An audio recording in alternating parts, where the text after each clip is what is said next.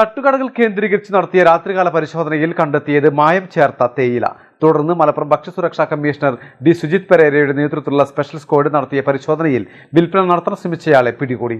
വേങ്ങര കൂരിയാട് സ്വദേശി ചെല്ലിസൂപ്പൻ മുഹമ്മദ് അനസിൽ നിന്നും പിടികൂടിയത് 40 കിലോ മായം ചേർത്ത തേയിലയാണ്. ഇയാൾക്ക് തേയില എത്തിച്ച വെങ്ങാട് സ്വദേശി ആഷിഖിനെതിരെയും ക്രിമിനൽ നിയമ നടപടി സ്വീകരിക്കാനാണ് ഉദ്യോഗസ്ഥരുടെ തീരുമാനം.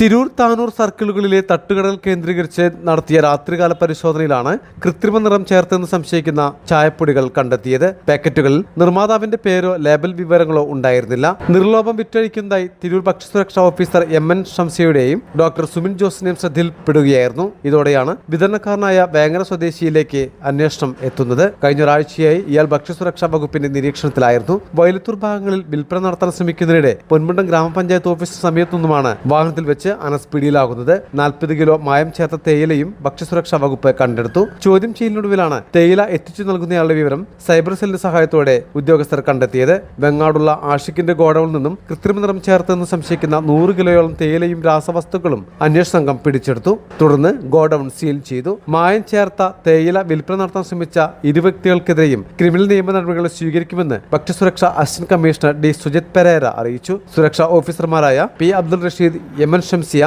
യു.എം. ദീപ്തി, എ.പി. അശ്വതി, പി.എൻ. പ്രവീൺ, സുരേഷ് ബാബു എന്നിവർ പരിശോധനയ്ക്ക് നേതൃത്വം നൽകി. തേയിലയുടെ സ്റ്റാറ്റ്യൂട്ടറി സാമ്പിൾ ശേഖരിച്ച് കോഴിക്കോട് റീജിയണൽ അനലിറ്റിക്കൽ ലാബിലേക്ക് അയച്ചിരിക്കുകയാണ് ഭക്ഷ്യസുരക്ഷാ വകുപ്പ്. മലബാർ ടൈംസ്, തിരൂർ.